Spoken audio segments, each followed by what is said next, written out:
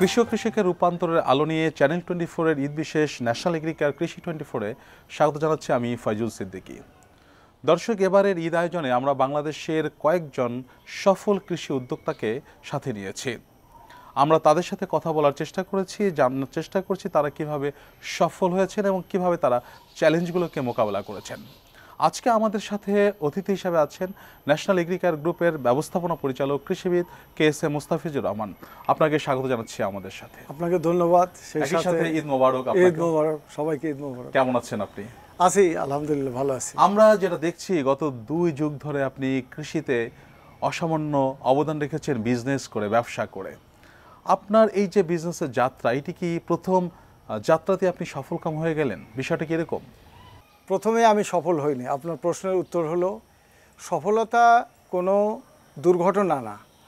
সফলতা হলো একটা অব্যাহত প্রচেষ্টা, কর্মকৌশল, অনেক কিছু মিলেই সফলতা আসে। আমার জীবনের প্রথম ব্যবসা, যেটা আমি 22 বছর বয়সে শুরু করেছিলাম, আজকে যে পোশাক শিল্প, এই 80-84 দশকে জুভেনাইল ফ্যাশনস নামে আমি শুরু করেছিলাম। সেই সময় সেই ব্যবসাটা আমার সফল হয় নাই। অর্থের অভাবে, ওই সময় কম বয়সে, কর্মদক্ষতা এবং টিম ম্যানেজমেন্টের অভাবে আমরা সেই ব্যবসায় পুরোপুরি সফল হয়েছি এবং আমাকে সেই ব্যবসা থেকে সরে এসে আবার পড়াশোনায় মনোনিবেশ করতে হয়েছে। পরবর্তীতে আমি যেটা শুরু করেছি সেটা হলো কৃষির উপকরণ নিয়ে ব্যবসা। তখন আমার অভিজ্ঞতাও অনেক বেশি পরিপক্ক হয়েছে। আমাদের গ্যাপ মার্কেটটা কৃষিক্ষেত্রে, কৃষকের চাহিদা আছে অথচ বাজারে নেই, এরকম প্রযুক্তি এবং অপরচুনিটিটাকে আমি আইডেন্টিফাই করে আমি শুরু করেছিলাম। সেটা আমাকে সফলতার মুখ দেখিয়েছে। এখন তো ধরুন কৃষিক্ষেত্রের বাহিরেও অনেক নন রিলেটেড ডাইভার্সিফাইডও আমি করেছি। সেই বড় চ্যালেঞ্জটা আসলে কী ছিল, যে কারণে আপনি প্রথমবার আপনি হোঁচট খেলেন? একটা বড় ব্যবসা পরিকল্পনা করার জন্য যে প্রতিযোগীকে যে পরিমাপ করা, সেটা আমাদের ওই সময় করা হয়নি। তখন ধরুন ফ্যাশন জগৎ বলতে বাংলাদেশে কিন্তু এলিফ্যান্ট রোডে কয়েকটা দোকান, যারা ওখানে ফফস, তারপরে ক্যারসাই, মনসুর ভবন, আর মেয়েদের হলো গাউসিয়া, এখান থেকেই আপনার ফ্যাশন ধারণা তৈরি হয়েছে। এবং আন্তর্জাতিক কিছু ফ্যাশন ম্যাগাজিন, সেগুলোর থেকে দেখে আমাদের দেশের ছেলেদের পোশাকের ট্রেন্ড তৈরি করা হয়েছিল। ওই সময় আমার মনে হয়েছিল যে আমাদের দেশের যে যুব সমাজ যারা আছে, ছাত্র বা ইয়াং জেনারেশন, তারা তো অনেকটাই তারা ট্রেন্ডকে অনুসরণ করতে চায়। আমরা আন্তর্জাতিক ম্যাগাজিনে প্রকাশিত বিভিন্ন ফ্যাশন ডিজাইনকে অনুসরণ করে আমরা শুরু করেছিলাম। বিজনেসকে আগায় নিতে গেলে যে প্রি কন্ডিশন যেগুলো, সেগুলোকে আপনার টিম তৈরি করতে হয়, ম্যানেজমেন্ট অ্যাপ্রোচ ঠিক থাকতে হয়, পিপলের অ্যাক্টিভিটিস কন্ট্রোল করার জন্য ডিজিটালি মনিটরিং, আজকের সময়ে যেগুলো হয়েছে, সেগুলো আমাকে একটা বড় শিক্ষা দিয়েছে, যে শিক্ষা আমার পরবর্তীতে আমার জীবনে কাজে। আমরা যেটা দেখছি যে ওয়াল স্ট্রিট জার্নাল যে তথ্যটি দিয়েছে, সারা পৃথিবীতে বিজনেস যারা উদ্যোগ নেয় তাদের মাত্র 10% সফল হয়, 90% ঝরে পড়ে যায়। তা আপনার কি মনে হচ্ছে যে এই কারণগুলো সারা পৃথিবীতে একই? হ্যাঁ, সারা পৃথিবীতে ব্যবসায়ীদের যে তার যে রিস্ক আনসার্টিনিটি যেটাকে ফেস করতে হয়, তার ধরুন মার্কেটিংয়ের যে ফেস করতে হয়, তার টেকনিক্যাল আসপেক্ট ফেস করতে হয়, ফাইন্যান্সিয়াল আসপেক্ট তাকে ফেস করতে হয়, এগুলো কিন্তু সারা পৃথিবীতেই একজন উদ্যোক্তাকে সেইভাবে অনুসরণ করতে হয়। এবং উদ্যোক্তাদের মনস্তাত্ত্বিক সারা পৃথিবীময় গবেষণাতেও দেখা গেছে তাদের একজনের সাথে আরেকজনের কিন্তু মিল আছে। যেমন ধরুন তিনি রিস্ক টেকার, তিনি ঝুঁকি নেবার মতো তার মানসিকতা আছে এবং টেনেসিটি মানে লেগে থাকা, কনসিস্টেন্টলি একটা জিনিসের প্রতি অবারিতভাবে প্রচেষ্টা করা, কর্মকৌশল তৈরি করা, এবং যে ডিমান্ড এবং সাপ্লাইয়ের মাঝে গ্যাপ কোথায় রয়ে গেছে, কম্পিটিটিভ অ্যাডভান্টেজটা কোথায়, এই বিষয়গুলো শনাক্ত যদি সঠিকভাবে করা যায়, তখন কিন্তু একজন ব্যবসায়ীর জন্য, উদ্যোক্তার জন্য অনেকটা সহজ হয়। আর আমাদের মতো দেশে ফান্ডের যে অ্যাক্সেস টু ফান্ড এবং লো কস্ট ফান্ড এবং নতুন উদ্যোক্তাদের জন্য একটি পরিবেশ, সরকারি সহায়তা, এগুলো কিন্তু আমরা অনেক পরে এসে শুরু করেছি। 10% ওয়াল স্ট্রিট জার্নালের হয়তো গবেষণায় গড়ে এসছে 10%, কিন্তু আমাদের মতো দেশে কিন্তু এটা 10%-এরও কম। উন্নত দেশে তারা অনেক সুবিধা নিয়ে এটার গড়ে হয়তো 10 বা 10-এর অধিক, কিন্তু তৃতীয় বিশ্বের দেশে এর সফলতা কিন্তু আরও অনেক কম হয়ে যায়। আপনি গ্যাপ দেখে বিজনেসে এসেছিলেন এবং ডাইভার্সিফিকেশন করেছেন, এখন আসলে আপনি কোন কোন জায়গায় আপনি ব্যবসাকে সম্প্রসারিত করেছেন? আমি এখন লাইফ সায়েন্স নিয়েই আমি মূলত বেশি আমার ব্যবসাকে এর মধ্যেই আমি সম্পৃক্ত রেখেছি। যেমন ধরুন ফার্মাসিউটিক্যাল ইন্ডাস্ট্রি, যেটা আমাদের দেশে কিন্তু ফার্মাসিউটিক্যাল ইন্ডাস্ট্রির প্রযুক্তি জ্ঞানটা কিন্তু আমাদের অলরেডি আমাদের দেশে এটা শিখে গেছে, রেডিনেসটা রয়ে গেছে এবং বহির্বিশ্বেও এর পরিচিতি ঘটেছে। ফলে আমি ফার্মাসিউটিক্যাল ইন্ডাস্ট্রিতে এসেছি। এটা হিউম্যান ড্রাগ এবং ভেটেরিনারি ড্রাগ আমরা তৈরি করি। আর কৃষিতেও আমাদের অনেক বেশি সুযোগ রয়ে গেছে, এটাও একটা লাইফ সায়েন্স।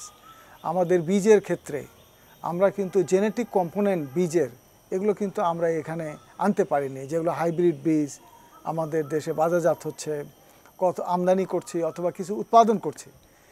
এগুলোর কিন্তু মূল যে প্যারেন্ট সিড, যে জেনেটিক কম্পোনেন্ট, এগুলো কিন্তু অন্য দেশে রয়ে গেছে। আমাদের এই মৌলিক গবেষণাতে আমাদের আসতে হবে এবং ন্যাশনাল এগ্রিকেয়ার আমরা এই জায়গাটা নিয়ে কাজ করছি।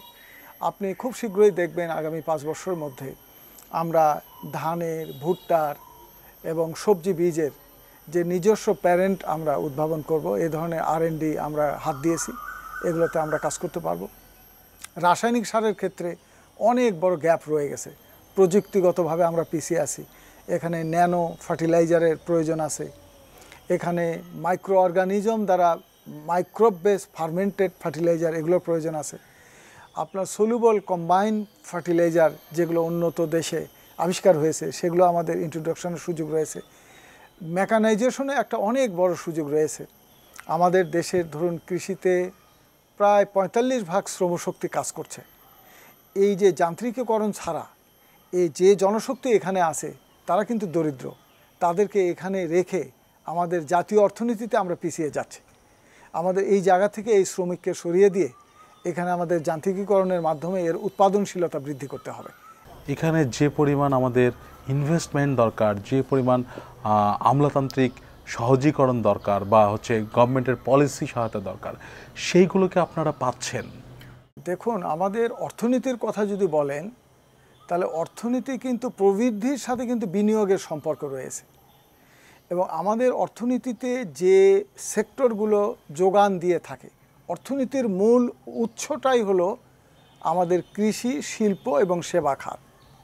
কৃষির উৎপাদন বৃদ্ধি পেলে, শিল্পের উৎপাদন বৃদ্ধি পেলে, সেবাতে যেগুলো আছে যেমন পরিবহন এবং বিভিন্ন ট্রেড, কমার্স, এগুলোর যখন আপনার উৎপাদনশীলতা বৃদ্ধি পাবে, উৎপাদন বৃদ্ধি পাবে, তার সাথে যখন আপনার কনজামশন বাড়বে, বিনিয়োগ বাড়বে, রপ্তানি বাড়বে এবং আমদানিও তার সাথে যুক্তিকতা হবে।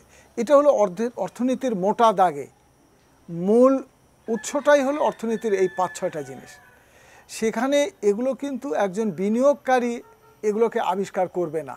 সরকারের রাষ্ট্র যারা পরিচালনা করছে, বিশেষ করে সিভিল সার্ভিস যারা দিচ্ছে, তাদের এবং রাজনৈতিক নেতাদের দায়িত্ব আমার অর্থনীতির মোটা দাগে যে ফ্যাক্টরগুলো দায়ী সেগুলো কোনটাকে তিনি কতখানি আকর্ষণীয় করে দেবেন, যাতে করে একজন শিল্প উদ্যোক্তা, একজন ব্যবসায়ী বা একজন ট্রেডার সে তার উপযুক্ত ক্ষেত্রকে বেছে নেয়, নিয়ে সমাজে, রাষ্ট্রে উৎপাদনশীলতা বৃদ্ধি পায়, ভোগ বৃদ্ধি পায়, বিনিয়োগ বৃদ্ধি পায়, কর্মসংস্থান সুযোগ সৃষ্টি হয় এবং ধীরে ধীরে সমাজের দারিদ্র্য বিমোচন হয়। রাষ্ট্রের প্রয়োজনে যখন আপনি আইন প্রণয়ন করবেন এবং আইন প্রয়োগকারী সংস্থাকে এই আইনকে যখন যথাযথ প্রয়োগ করতে দেবেন এবং সিভিল সার্ভিসটা যখন জনগণের দ্বার প্রান্তে এই রাষ্ট্রের সেবাটা পৌঁছে যাবে, এই 3-4টা জিনিসের সমন্বয়ে রাষ্ট্র ধীরে ধীরে তার ইনস্টিটিউশনাল প্রাতিষ্ঠানিক সক্ষমতা বৃদ্ধি পাবে এবং দেশের অর্থনীতিতে প্রবৃদ্ধি আসবে, কর্মসুযোগ সৃষ্টি হবে, একটা গরিব দেশ ধনী দেশের দিকে যাবে। আমরা আবারও আপনার সাথে কথা বলবো, তার আগে ছোট্ট একটা বিরতিতে যেতে চাই। দর্শক, ন্যাশনাল এগ্রিকেয়ার কৃষি 24-এর ঈদ আয়োজনে যাচ্ছি ছোট্ট একটা বিরতিতে, ফিরবো শিগগির, ততক্ষণ আমাদের সাথেই থাকুন।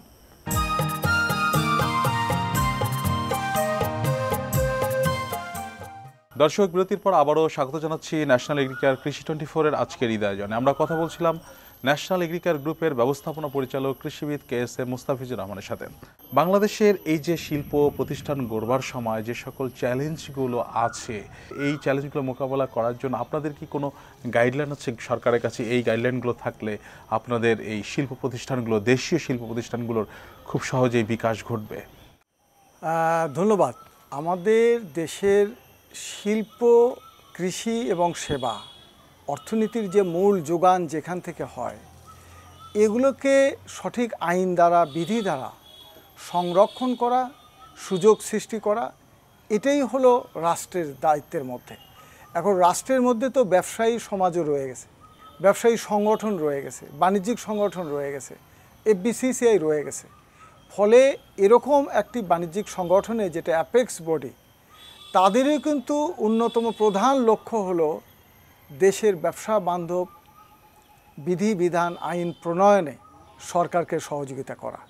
ফলে সরকারের দিক থেকে যেমন ধরুন একটা দায়িত্বের মধ্যে পড়ে যে আমাদের লোকাল ইন্ডাস্ট্রি গড়ে তোলা, তাকে সংরক্ষণ করা, আন্তর্জাতিক পরিমণ্ডলে প্রতিযোগিতায় টিকে থাকার জন্য বিধিবিধান সহজ করে দেয়া, ব্যবসা বান্ধব আইন তৈরি করা।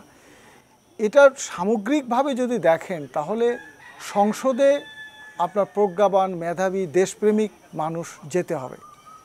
সুষ্ঠু, অবাধ, সুষ্ঠু, নিরপেক্ষ নির্বাচনের মাধ্যমে সংসদে ভালো মানুষ যেতে হবে, মেধাবী মানুষ যেতে হবে। সিভিল ব্যুরোক্রেটসে আমরা ভালো মেধাবীকে আমরা নেই। পাবলিক সার্ভিস কমিশনের কাজই হলো মেধাবীদের সিভিল প্রশাসনে নেওয়া, কিন্তু তাদেরকে রাষ্ট্রের প্রয়োজনে আইন বিধিতে যে জনগণের জন্য যে আইন, সেটা প্রণয়নে তাদেরকে সহযোগিতা করতে হবে। আপনি যদি সংসদে আইনটা যদি জনকল্যাণে আনতে না পারেন, তাহলে কিন্তু আপনার স্বাধীনতা, সার্বভৌমত্বের প্রশ্নে আপনার দায়িত্বটা কিন্তু যথাযথ হচ্ছে না। তাই আমি মনে করি যে জুডিশিয়ারি, ল এনফোর্সিং এজেন্সি এবং সিভিল সার্ভিস, এগুলোর সঙ্গে আমাদের জনমানুষের যে আকাঙ্ক্ষা, তার প্রতিফলন যখন হবে, সংসদে যথাযথ আইন পাস হবে, আইনের আলোকে বিধি প্রণয়ন হবে, আইন প্রয়োগকারী সংস্থা যথাযথ আইন প্রয়োগ করবে, সরকারি কোনো কর্মচারীর ক্ষমতাই থাকবে না আইন এবং বিধির বাহিরে নতুন কোনো শব্দ সংযোজন করা।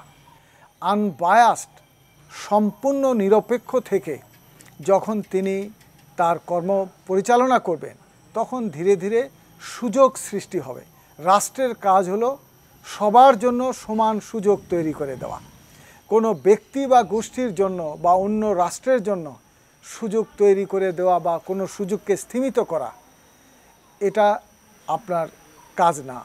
আপনি তো একটি গ্রুপ অফ কোম্পানিজকে ওন করেন, পাশাপাশি আপনি ব্যবসায়ী সংগঠনের সাথেও জড়িত। আপনার সংগঠন কিভাবে এই জায়গাটায় কাজ করছে বা নেতৃত্ব দিচ্ছে? আমি যে কয়েকটি সংগঠনের সাথে সংশ্লিষ্ট, সম্পৃক্ত আছি, তার মধ্যে অন্যতম একটি বাংলাদেশ অ্যাগ্রোকেমিক্যাল ম্যানুফ্যাকচারার অ্যাসোসিয়েশন। সারা পৃথিবীতে আপনার যারা উন্নয়নশীল রাষ্ট্র বা যারা উন্নয়নকামী, আমাদের মতো লিস্ট ডেভেলপমেন্ট কান্ট্রি, তাদের কিন্তু অনেক জায়গাতেই অসম্পূর্ণ থেকে যায়। এই সুযোগটা সবার জন্য সৃষ্টি করাটা কঠিন হয়ে যায়, কারণ আমাদের দেশে অন্য দেশের বহুজাতিক কোম্পানিগুলোর তাদের প্রভাব থেকে যায়। যখনই আপনার বহুজাতিক কোম্পানি সরকারের সঙ্গে পার্টনারশিপে এসে কোনো ব্যবসা পরিচালনা করবে, এটা রাষ্ট্রের কাজ কিন্তু এটা না। কোনো বিদেশি কোম্পানি যদি আমাদের দেশে বিনিয়োগ করতে চায়, তাহলে তিনি বেসরকারি ব্যক্তি প্রতিষ্ঠানের সঙ্গে সে জয়েন্ট ভেঞ্চার করতে পারে, অথবা একক মালিকানাতেও করতে পারে, স্টক মার্কেটে সে পাবলিক শেয়ার সে ছাড়তে পারে। কিন্তু যখনই সে রাষ্ট্রের মালিকানাধীন একটা অংশ থাকবে, তখন কিন্তু এটা ন্যায্যতা হারিয়ে ফেলবে। তার প্রভাব অনেক ছোটোখাটো একই ধরনের শিল্প প্রতিষ্ঠান গড়ে ওঠার ক্ষেত্রে এটা একটা অন্তরায় হয়ে উঠতে পারে। কারণ যেহেতু আমাদের নীতি নির্ধারণ পলিসি সরকারের সাথে সম্পৃক্ত সরাসরি, সেখানে যদি একটা বেসরকারি প্রতিষ্ঠান আন্তর্জাতিক হোক বা দেশীয় হোক, তারা যখন এই পলিসি মেকিংয়ের সাথে সম্পৃক্ত হবে, তখন এখানে নিরপেক্ষতা নিয়ে প্রশ্ন থাকে এবং বাস্তব ক্ষেত্রেও সেগুলোই হয়ে থাকে। আমি বাংলাদেশ অ্যাগ্রোকেমিক্যাল ম্যানুফ্যাকচারার অ্যাসোসিয়েশনের পক্ষ থেকে আমরা কিন্তু এটা ফেস করেছি, উপলব্ধি করেছি যে সাম্যতার ভিত্তিতে যে বিধান হওয়ার কথা, সেখানে অসাম্যের উপস্থিতি পাওয়া গেছে, প্রতিযোগিতা বিরোধী পরিবেশ পাওয়া গেছে, মনোপলি যেখানে থাকার কথা না মনোপলিকে উদ্বুদ্ধ করা হয়েছে। ফলে প্রকৃতপক্ষে ওই যে রাষ্ট্রের যে যোগানদাতা সেই কৃষি, শিল্প এবং সেবা যে কোনো সেক্টরে যে এই বৈষম্যটা ওখানে যায় স্বাভাবিক উন্নয়নকে বাধাগ্রস্ত করতে পারে। তাই সরকারকে এবং সরকারের যারা যন্ত্র যারা এগুলোর সাথে সংশ্লিষ্ট সম্পৃক্ত তাদেরকে নিরপেক্ষতার থেকে একটা রাষ্ট্রের প্রয়োজনে আইন প্রণয়ন, বিধি প্রণয়নে কাজ করতে হবে। তাহলেই দেশে একটি সুযোগ সৃষ্টি হবে সবার জন্য এবং মেধাবী যারা, দেশপ্রেমিক যারা, যারা আইনের প্রতি যারা শ্রদ্ধাশীল এবং তারাই কিন্তু প্রতিষ্ঠান গড়ে তুলবে, লক্ষ কোটি মানুষের কর্মসুযোগ সৃষ্টি করবে। দেশ একটা দরিদ্র দেশ ধীরে ধীরে ধনী দেশের দিকে এগিয়ে যাবে। তো বাংলাদেশের যে বিজনেস ট্রেন্ড যে বাবা প্রতিষ্ঠান করে গেছে তার উত্তরসূরিরা এসে সেই প্রতিষ্ঠানে হাল ধরে, সেক্ষেত্রে অনেকেই তার সন্তানকে বিদেশে পড়ালেখা করায় প্রস্তুতি নিয়ে আসে।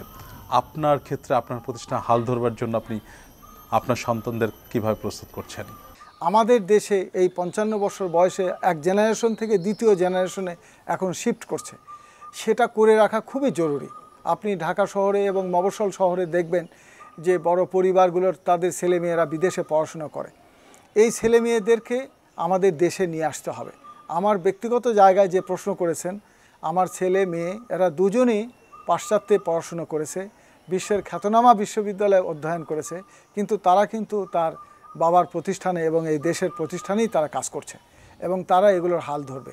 একটা সাকসেসর তৈরি করতে না পারলে, সাকসেসের লিগ্যাসি যদি তৈরি করা না যায়, সেটা বহুদূর যেতে পারবে না। আপনার পেছনে একটা ইতিহাস থাকতে হবে এবং সামনে নিয়ে যাওয়ার মতো নেতৃত্ব তৈরি করতে হবে। সভ্যতার কেন্দ্রবিন্দুতে রয়ে গেছে কৃষি এবং কৃষক। যে দেশের কৃষি যত উন্নত, সেই দেশটাও তত উন্নত এবং সমৃদ্ধশালী। আমাদের দেশকে এই কৃষি সম্পদকে অবজ্ঞা করে আমরা উন্নয়নের কল্পনা করি, এটা অবাস্তব, অকল্পনীয় একটি চিন্তা। তাই আমাদেরকে কৃষি থেকেই আমাদের শুরু করতে হবে। অর্থনৈতিক রূপান্তর শুরু হবে কৃষি দিয়ে, শিল্প দিয়ে গতিশীলতা আসবে এবং সার্ভিস ইন্ডাস্ট্রি দিয়ে এটার উৎকর্ষ লাভ করবে। আমি সেই জায়গা নিয়েই আমি কাজ করছি। এই ক্ষেত্রে তরুণ উদ্যোক্তাদের আসলে কি সাজেশন দিবেন, তাদের আসলে কি করা উচিত? আমাদের মতো উন্নয়নশীল দেশের আপনি অনেক সেক্টরে যাবেন, সেখানে ডিমান্ড, সাপ্লাই এবং মার্কেটে গ্যাপ রয়ে গেছে। সেগুলো যদি আপনি সঠিকভাবে চিহ্নিত করতে পারেন এবং আপনার একটা অ্যাপ্রেন্টিসশিপ যদি আপনার ওইরকম পৃষ্ঠপোষক থাকে, পৃষ্ঠপোষকতা ছাড়াও শুধু একক উদ্যমে একটা অনেক বড় কিছু করা সবসময় সম্ভব হয় না। তাই আপনাদের একটা পৃষ্ঠপোষকতার মধ্য দিয়ে, সঠিক শিক্ষার মধ্য দিয়ে একটা শিল্প উদ্যোক্তাও হবেন, একজন উদ্যোক্তা হবেন। তাই আমি তরুণ সমাজকে করব, সবার আগে দেশকে নিয়ে, দেশকে ভালোবাসুন। এর মধ্য দিয়েই আপনার নিজের প্রতি ভালোবাসা সৃষ্টি হবে এবং অর্থনীতিতে আপনি অবদান রাখতে পারবেন। ধন্যবাদ আপনাকে। আমরা ভবিষ্যতে আবারও কথা বলার চেষ্টা করব। আপনাকেও ধন্যবাদ। সেই সাথে দর্শক শ্রোতা যারা শুনলেন তাদের সবাইকে ধন্যবাদ জানাচ্ছি। দর্শক, ন্যাশনাল এগ্রিকালচার কৃষি 24-এর ঈদ আয়োজন আজকেই শেষ করছি। ভালো থাকবেন, সুস্থ থাকবেন। ঈদ মোবারক।